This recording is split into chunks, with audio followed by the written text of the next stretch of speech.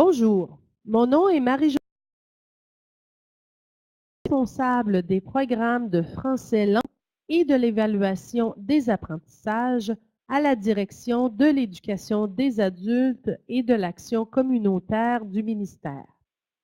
Bienvenue à toutes et à tous à cette téléconférence à laquelle vous avez été conviés en tant que conseillère ou conseiller pédagogique ou responsable de soutien pédagogique de votre centre. Nous avons en effet demandé à vos gestionnaires de mandater une personne par centre pour assister à cette rencontre. Il me fait plaisir d'animer cette première rencontre d'accompagnement en français langue seconde. Je vous présenterai l'offre d'accompagnement et la démarche de formation que vous propose l'ADEAC pour cette année et qui porte sur différents aspects du programme d'études de la FBD et de l'évaluation. En plus de vous expliquer le plan d'accompagnement de façon globale, je vous présenterai également le premier bloc de formation en ligne. Notez qu'il y aura un deuxième bloc de formation en ligne au cours de l'année. En 2012 et 2014, lors des rencontres de responsables de soutien pédagogique, la Direction de l'éducation des adultes et de l'action communautaire a offert des ateliers portant sur l'implantation du renouveau pédagogique et plus particulièrement sur la mise en œuvre du programme de la formation de base diversifiée. Certains d'entre vous ont participé à ces ateliers, plusieurs non. Depuis, le programme, tout comme les définitions de domaines d'évaluation pour les cours du deuxième cycle du secondaire, sont maintenant accessibles dans le site officiel du ministère. Les épreuves de quatrième secondaire ont été distribuées dans les centres. Celles de cinquième le seront bientôt. Le but de notre accompagnement 2015-2016 est bien sûr de continuer d'offrir au personnel enseignant le support nécessaire à la mise en œuvre du nouveau programme d'études. Nous nous sommes donc penchés sur la meilleure façon de continuer d'offrir le support nécessaire à la mise en œuvre de ce programme aux enseignants de français langue seconde. Évidemment, notre préoccupation est de répondre aux besoins du milieu. Certaines commissions scolaires ont été très actives et ont offert plusieurs formations à leurs enseignants. Plusieurs centres ont commencé l'implantation et offrent maintenant les cours de la FBD en troisième secondaire et même en quatrième secondaire. D'autres ont commencé à offrir de la formation sur l'approche par compétences, sans toutefois avoir mis en œuvre officiellement l'implantation. Certaines commissions scolaires font leur premier pas en FBD et ont besoin de soutien théorique de base. Bref, les besoins sont variés dépendamment des milieux. Tous ne se situent pas au même niveau et nous devons en tenir compte dans notre offre de services. Notre préoccupation est aussi de fournir des outils aux conseillères et conseillers pédagogiques ou toute personne responsable du soutien pédagogique pour accompagner le personnel enseignant dans la mise en œuvre du programme FBD. On estime important que ces outils soient accessibles en tout temps, à n'importe quel moment de l'année scolaire. Nous voulons que ces outils d'appropriation soient encore accessibles l'an prochain ou l'année suivante. Aussi, on souhaite fournir un matériel de base qui pourra être facilement accessible pour vous permettre d'offrir de la formation et accompagner les nouveaux enseignants qui font leurs premières armes en FGA, spécialement ceux qui entrent en fonction en cours d'année scolaire.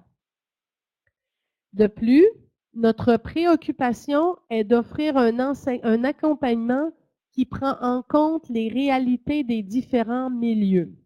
En FGA, On sait que d'une commission scolaire à l'autre, la formation continue des enseignantes et des enseignants ne se déploie pas de la même façon. Certaines commissions scolaires mobilisent leurs enseignants par discipline lors de journées pédagogiques, par exemple. D'autres commissions scolaires travaillent en équipe centre. Certains enseignants sont géographiquement isolés et par conséquent doivent collaborer entre eux, surtout en ligne. Pour certains, les déplacements entraînent des complications importantes.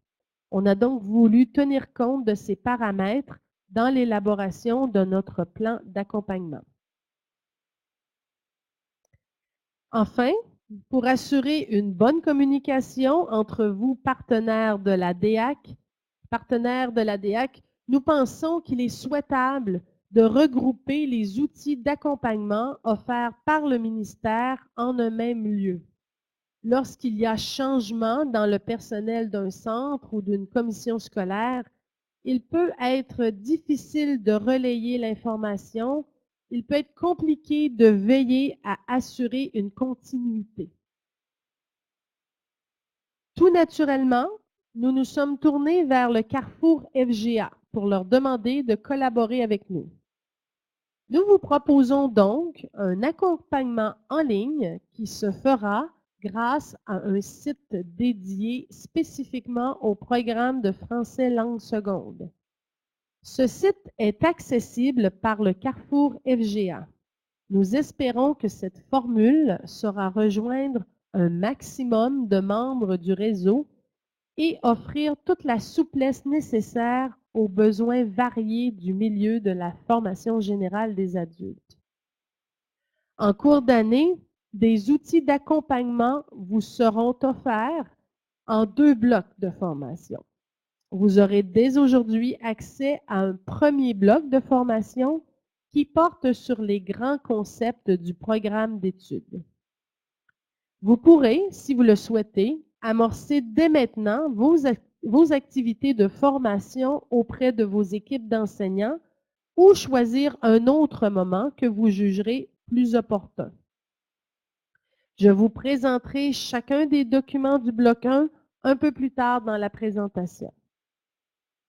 En mars, lors de notre prochaine téléconférence, je vous présenterai le second bloc de la formation et vous pourrez alors accéder aux documents du bloc 2. Le bloc 2 portera sur l'évaluation. Je vous invite à signifier vos besoins de formation par l'entremise de la cueillette de besoins en formation que vous trouverez sur le site. Cette cueillette vous permettra de cibler les sujets qui pourraient faire l'objet d'accompagnement pour l'an prochain. Le site comporte également une foire aux questions, c'est-à-dire une liste de réponses courtes et efficaces à des questions récurrentes que vous pourrez consulter en tout temps pour répondre aux besoins urgents d'information. C'est aussi un espace où vous pourrez soumettre vos questions ou celles de vos enseignants. Cette FAQ, foire aux questions, sera appelée à prendre de l'expansion, puisqu'avec le temps, d'autres questions-réponses s'ajouteront à celles déjà affichées. Je vous invite donc à la consulter à l'occasion. Enfin, vous trouverez une section appelée « Bibliothèque » où seront déposés divers documents pertinents. On prévoit aussi ajouter des liens utiles. Pour le moment, vous y trouverez la progression des savoirs, qui est un document utile et complémentaire au programme. Vous comprendrez que ce site sera en constante évolution. Il y a 2 façons d'accéder au site. Je vous rappelle qu'il est accessible soit par le Carrefour FGA ou directement à l'adresse indiquée. Je vous invite à visiter avec moi le site en question.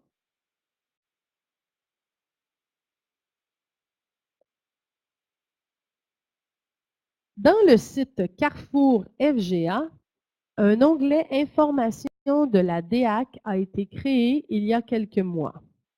Sous cet onglet, vous pourrez repérer la section Accompagnement national. Vous pourrez alors cliquer sur Accompagnement en français langue seconde.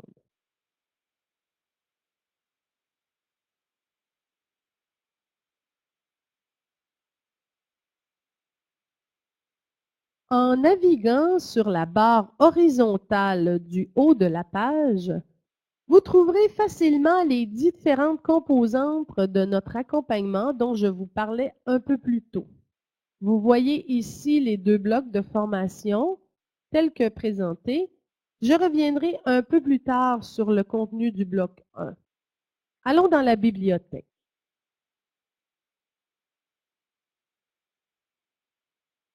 Pour l'instant, vous avez accès à la progression des savoirs, d'autres documents connexes au programme d'études où certaines références utiles seront ajoutées progressivement. Je vous amène maintenant à la FAQ, la foire aux questions.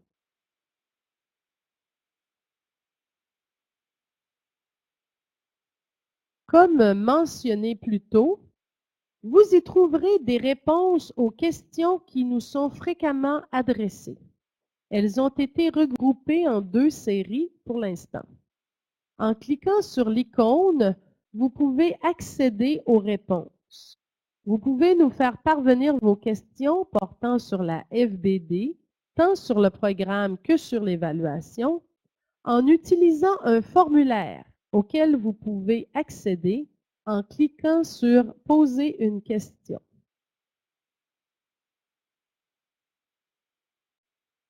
Pour nous aider à bien cibler les besoins de formation du milieu, on vous propose de remplir un formulaire de cueillette de besoins en formation. Nous vous proposons quelques sujets pour lesquels vous pouvez nous indiquer le degré de pertinence. Vous pouvez également nous suggérer des sujets en remplissant la case « Autres ». Notez qu'il est déjà prévu que le bloc 2 porte sur l'évaluation. Les données recueillies nous permettront de planifier l'accompagnement pour l'an prochain. Enfin, il est possible de vous inscrire à notre infolettre InfoFLS et ainsi recevoir des avis de mise à jour du site.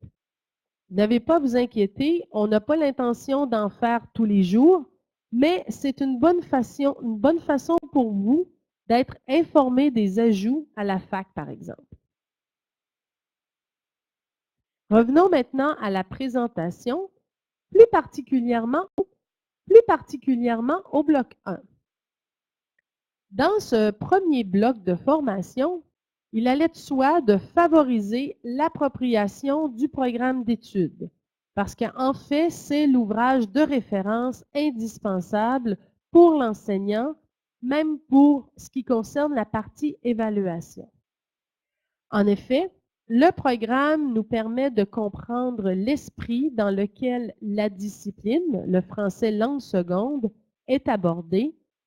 Il nous met aussi en évidence les relations que le français entretient avec les compétences transversales, les domaines généraux de formation et les autres domaines d'apprentissage. Le programme précise également le contexte pédagogique. On parle ici de situation d'apprentissage, de famille de situation, et il présente de façon détaillée les compétences disciplinaires, les démarches, les processus ou les stratégies nécessaires au développement des compétences. Enfin, le programme d'études apporte des précisions sur les savoirs qui sont nécessaires au développement et à l'exercice des compétences disciplinaires. Le premier bloc de formation comporte 4 modules portant tous sur le programme d'études. Le premier module s'intitule « Coup d'œil sur le programme d'études ». Le deuxième, « Comprendre les compétences disciplinaires et leur développement ». Le troisième, « la situation d'apprentissage et les familles de situation. Enfin, le quatrième, des ressources à mobiliser. Dans chacun des modules, on vous propose une capsule d'une durée approximative entre 12 et 22 minutes. Ces capsules sont en fait des présentations PowerPoint avec bande sonore. Leur contenu est essentiellement théorique, très près du programme. Toutefois, les capsules offrent un découpage différent du programme, un angle de lecture. Elles fournissent aussi une occasion de s'approprier le vocabulaire propre au renouveau pédagogique. Les capsules seront particulièrement utiles lorsque vous accompagnerez l'enseignant qui commence l'implantation du nouveau programme et qui a besoin de s'approprier les concepts. Les capsules constituent également une bonne synthèse pour l'enseignant plus familier avec le programme. Bien que les différentes capsules de formation soient intimement liées, chaque capsule est autonome et peut être consultée indépendamment des autres. Un enseignant peut donc visionner au choix une ou plusieurs capsules selon ses besoins de formation. Cependant, si on souhaite visionner l'ensemble des capsules, il est préférable de le faire dans l'ordre où elles sont présentées. Ça permet de mettre en évidence les liens entre les différents concepts et ça facilitera leur appropriation. À la fin de chaque capsule, les enseignants sont invités à faire une activité d'intégration et de réflexion. Les activités proposées sont évidemment facultatives et elles peuvent être réalisées individuellement, en équipe ou en groupe, selon la formule retenue dans chacun des centres. Mais notez qu'elles ont été conçues pour susciter des interactions entre enseignants. Certaines tâches aussi vont au-delà de ce qui est présenté dans les capsules. En résumé, les capsules sont des points de départ pour amener les enseignants à réfléchir sur les concepts et leurs pratiques en faisant les activités. Il est difficile d'estimer la durée de chacune des activités. Elle pourrait durer entre 20 et 45 minutes selon la formule pédagogique choisie. Si vous réalisez ces activités comme CP, dans un atelier de formation, par exemple, au cours duquel vous regroupez plusieurs enseignants de français, vous pourriez leur demander d'abord d'accomplir les tâches individuellement, ce qui peut prendre facilement une dizaine de minutes par tâche. Et ensuite, vous pourriez leur demander de discuter en petits groupes et ensuite tenir une plénière en grand groupe. Ce genre d'activité sera très riche en discussion et pourra durer un certain temps. Par contre, pour l'enseignant seul qui a accès à la formation en ligne, eh bien, les activités seront pour lui une source de validation et de réflexion. Il voudra peut-être consulter un collègue ou discuter avec un autre collègue ou même contacter une personne ressource de sa commission scolaire. Notre intention est vraiment d'offrir toute la souplesse nécessaire pour répondre aux besoins de chacune des commissions scolaires de la province. Notez que des pistes de réponse sont fournies pour guider les réflexions et les discussions. Nous allons visiter à nouveau le site d'accompagnement pour prendre connaissance du bloc 1 de façon plus détaillée. Alors, sous l'onglet Bloc, on clique sur le bloc 1.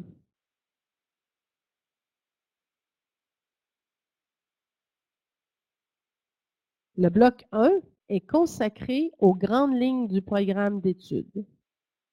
Remarquez ici, sous le titre du bloc 1, un espace est déjà prévu pour y déposer la présentation du bloc. Donc, pour le bloc 2, nous procéderons de la même façon. Pour chacun des 4 modules, vous trouverez une capsule, une activité et son corrigé. Cliquons sur une des capsules.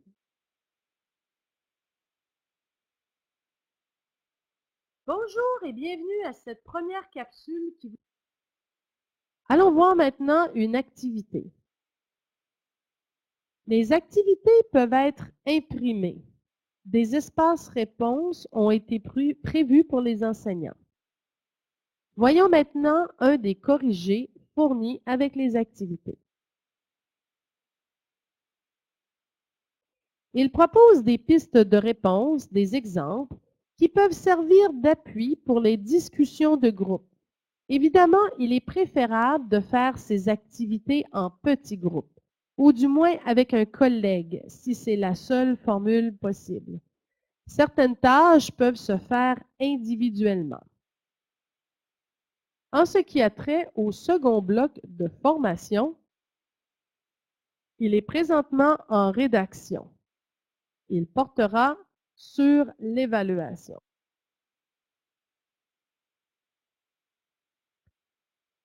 Revenons maintenant à la présentation.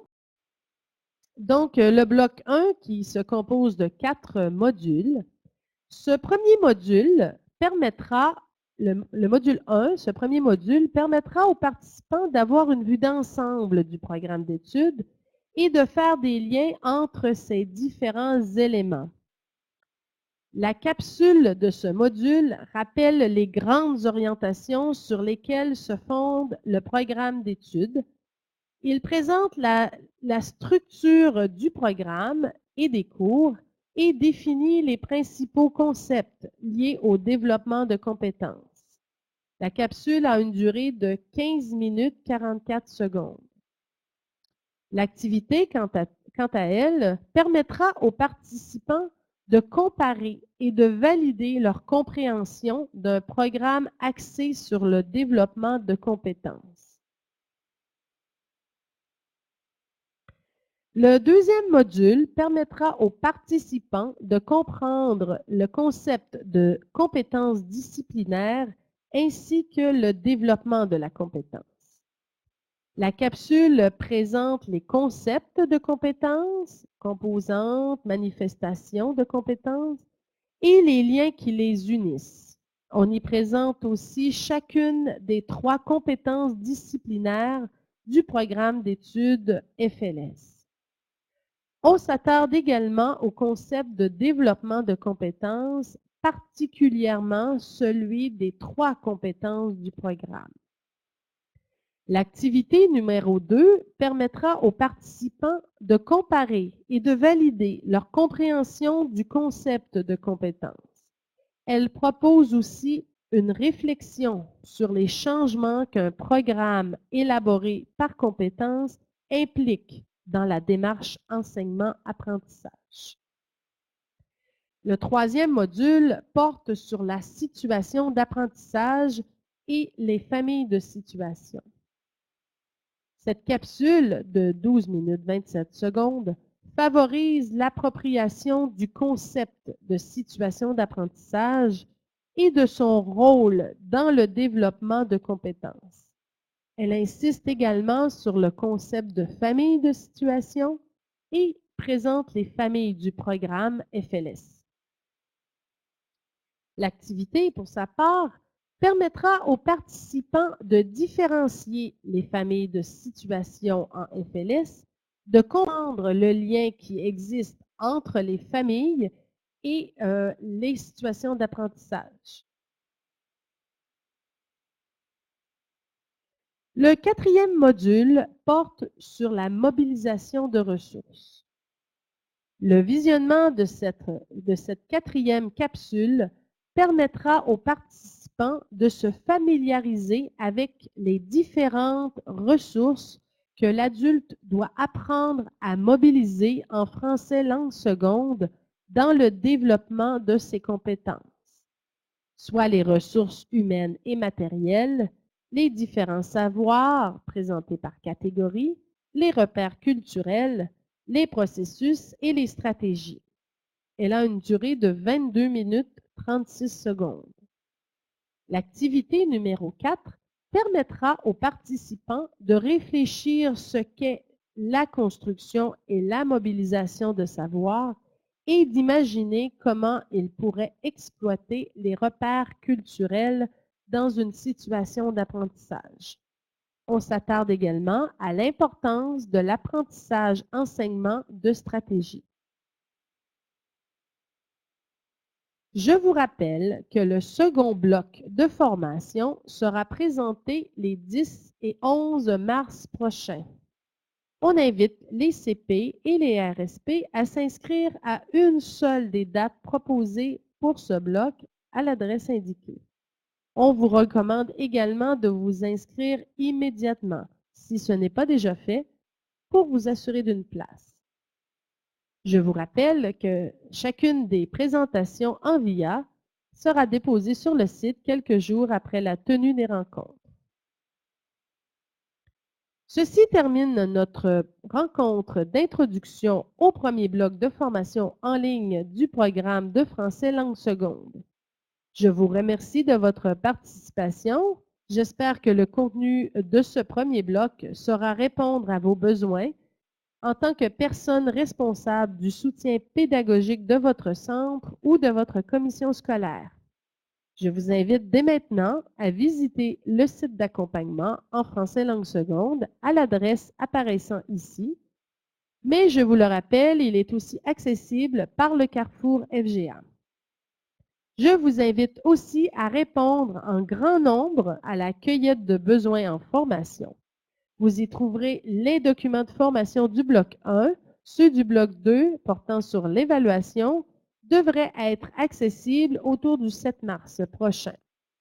Si vous avez des questions concernant le programme ou l'évaluation, je vous rappelle de consulter l'onglet FAQ pour foire aux questions qui est accessible dans le site.